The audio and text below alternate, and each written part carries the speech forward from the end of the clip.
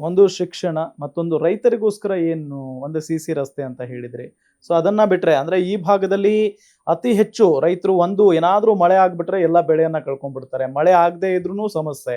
So ಆ ನಿಟ್ಟಿನಲ್ಲಿ ಸಮಸ್ಯೆಯ ಸುಳಿಯಲ್ಲಿನೇ ರೈತರಿದ್ದಾರೆ. ಸೊ ರೈತರ ಜೊತೆಗೆ ಬೆಂಬಲವಾಗಿ ಹೇಗೆ ನಿಂತಿದ್ದೀರಿ?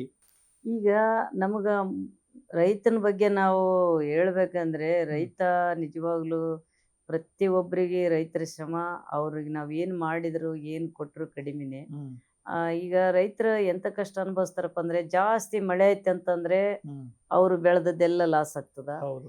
ಮಳೆ ಬಂದಿಲ್ಲ ಅಂದ್ರೆ ಅವ್ರು ಬಿತ್ತಿದ್ದೆಲ್ಲ ಲಾಸ್ ಆಗ್ತದ. ಹ್ಮ್ ಅವರು ಪ್ರತಿಯೊಬ್ಬರು ಗೊಬ್ಬರ ಬೀಜಗಳು ಔಷಧಗಳು ಹೊಡೆದು ಎಲ್ಲ ಸಾಲಗಾರರಾಗಿರ್ತಾರೆ. ರೈತರು ಯಾವತ್ತೂ ಅವರಿಗೆ ಯಾವುದೇ ಸರ್ಕಾರ ಅವ್ರಿಗೆ ಸಪೋರ್ಟ್ ಮಾಡಿಲ್ಲ. ಈ ಸರ್ಕಾರ ವಿಶೇಷವಾಗಿ ರೈತರ ಬಗ್ಗೆ ಕಾಳಜಿ ವಹಿಸ್ಕೋಬೇಕಂತನಂಥದ್ದು ನನ್ನ ಒಂದು ಬೇಡಿಕೆ ಕೂಡ ಅದ. ಯಾಕಂದ್ರೆ ನೋಡ್ರಿ ರೈತರ ಪಕ್ಷ ನಮ್ದು. ಹ್ಮ್ ಇವತ್ತು ರೈತರ ಜೊತೆ ರೈತರ ಬೆಂಗಾವಲ ಕೆಲಸ ಮಾಡಂತ ಕುಮಾರಣ್ಣವರು ದೇವೇಗೌಡರು ಇರೋದ್ರಿಂದ ಈಗ ರೈತರಿಗೆ ಏನೇ ಸಣ್ಣ ಪ್ರಾಬ್ಲಮ್ ಆದ್ರೆ ನಾ ತಕ್ಷಣನೇ ರೈತರಿಗೆ ಹೋಗಿ ಭೇಟಿ ಆಗ್ತೀನಿ, ಹ್ಮ್ ಸ್ಪಂದಿಸ್ತೀನಿ. ಹ್ಮ್ ಈಗ ಬೇಸಿಗೆಯಲ್ಲಿ ಈಗ ನೋಡ್ರಿ ಒಂದು ನೀರು ಏನಾದರೂ ಬಂದಿಲ್ಲ ಅಂದ್ರೆ ಇಡೀ ಬೆಳೆ ಎಲ್ಲ ಲಾಸ್ ಆಗಿ ಹೌದು ಹೋಗ್ತಿತ್ತು. ಹೌದು. ಆದ್ರೆ ನಾವು ಸರ್ಕಾರಕ್ಕೆ ಸಾಕಷ್ಟು ಸಲ ಮನವಿ ಕೊಟ್ಟರು ಡ್ಯಾಮ್ನಾಗ ನೀರಿಲ್ಲ ಎಲ್ಲಿಂದ ಕೊಡೋದು ಅಂತೇಳಿ ಅವ್ರು ಕೂಡ ಕೈ ಚೆಲ್ಲಿದ್ರು. ಹ್ಮ್ ಹ್ಮ್ ಹ್ಮ್ ಅಂತ ಸಂದರ್ಭದಲ್ಲಿ ಈಗ ರೈತರನ್ನ ಕಷ್ಟ ನೋಡೋಕ್ಕಾಗ್ಲಾರ್ದನೆ ಕೆಲವೊಂದು ಹೋರಾಟಗಳದಾಗ ಭಾಗವಹಿಸಿದ್ವಿ. ಆದ್ರೂ ಕೂಡ ಅಲ್ಲಿ ನಮ್ಗೆ ಅದು ಫಲಕಾರಿ ಆಗಿಲ್ಲ ಅನ್ನೋ ಕಾರಣಕ್ಕೆ ಒಂದು ಕಠಿಣವಾದ ತೀರ್ಮಾನನ ಹ್ಮ್ ನಾನು ಪಕ್ಷಾತೀತವಾಗಿ ಎಲ್ಲ ರೈತರನ್ನ ತಗೊಂಡು ಹ್ಮ್ ನಾನು ಪಾದಯಾತ್ರೆ ನಾನು ಡಿ ಸಿ ಆಫೀಸಿಗೆ ಇಲ್ಲಿಂದ ಸುಮಾರು 40 ಕಿಲೋಮೀಟರ್ ಹ್ಮ್ ರಾಯಚೂರು ಜಿಲ್ಲಾಧಿಕಾರಿಗಳ ಆಫೀಸಿಗೆ ಹ್ಮ್ ಪಾದಯಾತ್ರೆ ಮಾಡಿದ ತಕ್ಷಣನೇ ಪಾಪ ಜಿಲ್ಲಾಧಿಕಾರಿಗಳು ಮತ್ತೆಲ್ಲ ಅಧಿಕಾರಿಗಳು ಸ್ಪಂದಿಸಿದ್ರು. ಹ್ಮ್ ಇದು ದೊಡ್ಡ ಪ್ರಮಾಣದಲ್ಲಿ ಮತ್ತೆ ಭಾಳ ಇದಾಗ್ತದ, ಗದ್ದಲ ಆಗ್ತದ, ಎಲ್ಲ ರೈತರು ಹಿಂಗೆ ಶಾಸಕರೇ ಮಹಿಳಾ ಶಾಸಕರು ಇಷ್ಟೆಲ್ಲ ಅವ್ರ ಆರೋಗ್ಯ ಲೆಕ್ಸದೆ ಹ್ಮ್ ಅವರೆಲ್ಲ ಮಾಡಕತ್ತಾರಂದ್ರ ಅಂತೇಳಿ ಅವರು ಕೂಡ ಸಿ ಅವರು ಅವರೆಲ್ಲ ಇದು ಹ್ಮ್ ಮಾಡಿ ನೀರು ಕೊಟ್ರಲ್ಲ ಆ ಸಂತೋಷ ನಾನು ಹೇಳಕ್ಕಾಗೋದಿಲ್ಲ. ನಾನು ಹ್ಮ್ ಗೆದ್ದಾಗೇನು ಅಷ್ಟು ಖುಷಿ ಆಗಿಲ್ಲ. ಹ್ಮ್ ರೈತರಿಗೆ ನೀರು ಬಂತಲ್ಲ ಹೊಲಕ್ಕ ಅವ್ರ ಬೆಳೆ ಉಳಿತಲ್ಲ ಅದು ಅಷ್ಟು ಓಕೆ. ಖುಷಿ ಪಟ್ಟೆ ನಾನು. ಈ ಹ್ಮ್ ತರ ರೈತರ ಜೊತೆಯಲ್ಲಿ ಇರ್ತೀನಿ. ಹ್ಮ್ ಅದಾದ್ಮೇಲೆ ರೈತರ ಕಾರ್ಯಕ್ರಮಗಳಿಗೆ ಹೋಗ್ತೀನಿ. ಹ್ಮ್ ಏನೇ ರೈತರಿಗೆ ಈಗ ನಾವು ಏನ್ ಕೊಡಕ್ ಸಾಧ್ಯ. ಈಗ ನೋಡ್ರಿ ಕುಮಾರಣ್ಣವ್ರು ಮುಖ್ಯಮಂತ್ರಿ ಇದ್ದಾಗ ಹ್ಮ್ ರೈತರು ಅವರು ಸಾಲ ಮನ್ನಾ ಮಾಡಿದ್ರು. ಹ್ಮ್ ಅವರು ಆತ್ಮಹತ್ಯೆ ಮಾಡ್ಕೋಬೇಡ್ರಿ ಅಂತನಂತ ಸಂದೇಶ ಕೊಟ್ಟಿದ್ರು. ಹೌದು. ಈಗ ಕೂಡ ರೈತರಿಗೆ ಯಾವ್ದಾದ್ರ ಒಂದು ಅನಾಹುತಕ್ಕೆ ಒಳಗಾದ್ರೆ ಹ್ಮ್ ನಾನು ತಕ್ಷಣ ರೈತರ ಮನೆಗೆ ಹೋಗ್ತಿರ್ತೀನಿ. ಓಕೆ. ಕೆಲವೊಂದು ಹಾವು ಕಚ್ಚಿದ ಪ್ರಕರಣಗಳಿರ್ತಾವ, ಸಿಡ್ಲು ಬಿದ್ದು ಸತ್ತ ಪ್ರಕರಣಗಳಿರ್ತಾವ. ಹ್ಮ್ ಇಂಥದಕ್ಕೆಲ್ಲ ತಕ್ಷಣ ಹೋಗಿ ಅವರಿಗೆ ಪರಿಹಾರ ಕೊಟ್ಟು ಹ್ಮ್ ಅವ್ರ ಜೊತೆಯಲ್ಲಿ ಆತ್ಮಸ್ಥೈರ್ಯ ತುಂಬಿ ನೀವು ಹೆದರ್ಬೇಡ ನಾವಿದ್ದೀವಿ ನಿಮ್ಮ ಜೊತೆಯಲ್ಲಿ ಅನ್ಕೊಂಡು ಮತ್ತೆ ಅಧಿಕಾರಿಗಳನ್ನು ಕರೆಸಿ ಎಷ್ಟು ಲಾಸ್ ಆಗ್ಯದ, ಹ್ಮ್ ನಮ್ಮ ರೈತರಿಗೆ ಲಾಸ್ ಆದದ್ದನ್ನ ನೀವು ಸರಿಪಡಿಸ್ಬೇಕು, ಸರಿಯಾಗಿ ವರದಿ ಕೊಡ್ರಿ ಹ್ಮ್ ಅನ್ನೋಂಥದ್ದು ಕೂಡ ನಾನು ಮಾಡೀನಿ. ಮತ್ತೆ ಹೋದ್ ಸಲ ಬರಗಾಲ ನಮ್ಮ ದೇವ್ರಿಗೆ ಕೈ ಬಿಟ್ಟಿದ್ರು. ಓಕೆ. ಬರಗಾಲ ಅಂತ ನಾವು ಕೂಡ ಸಿ ಎಂ ಅವ್ರಿಗೆ ಪತ್ರ ಕೊಟ್ಟು ನಾವು ಅದನ್ನ ಡಿಕ್ಲೇರ್ ಮಾಡ್ಕೊಂಡ್ವಿ. ಎಷ್ಟೋ ರೈತರಿಗೆ ಅನುಕೂಲ ಆಯ್ತು. ಹ್ಮ್ ಹ್ಮ್ ಈಗ ಹ್ಮ್ ಈ ಮಳೆಯಿಂದ ಕೆಲವು ಮನೆಗಳು ಬಿದ್ದವ.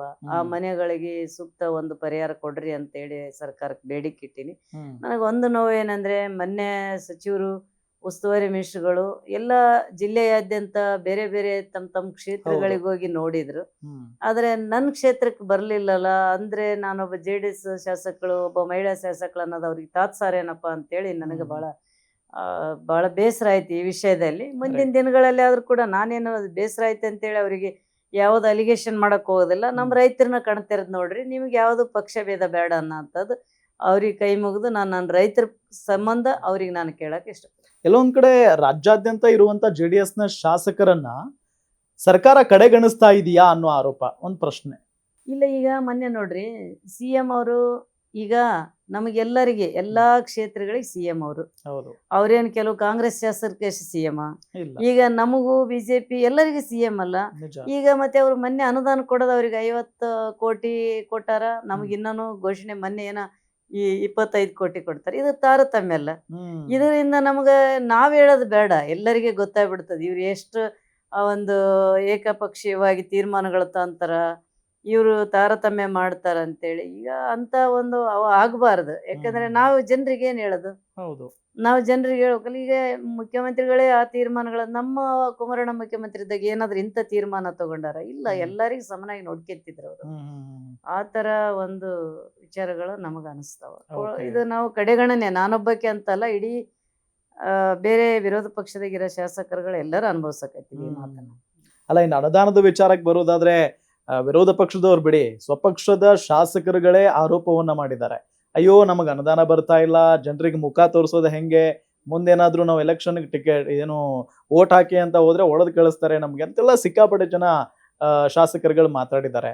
ಸೊ ಈ ಅನುದಾನದ ವಿಚಾರದಲ್ಲಿ ಅವರಿಗೆ ಅಷ್ಟು ತೊಂದರೆ ಆಗ್ತಾ ಇದೆ ಅಂತ ಅಂದ್ರೆ ಸ್ವಪಕ್ಷದ ಶಾಸಕರಿಗೆ, ಇನ್ನು ವಿರೋಧ ಪಕ್ಷದ ಶಾಸಕರಿಗೆ ಎಷ್ಟು ತೊಂದರೆ ಆಗಿರಬೇಡ?